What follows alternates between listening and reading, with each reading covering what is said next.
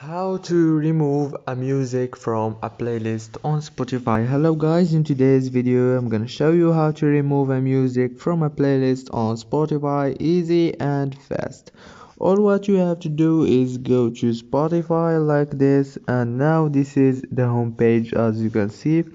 Now go down to your library right here and click on it. Now go to your playlist. This is the music, for example, that I want to delete from my playlist. All what you have to do is click on those three dots right here and choose remove from this playlist. If this video was helpful, please don't forget to like and subscribe, and thank you so much for watching this video until the end. Thank you so much and see you later.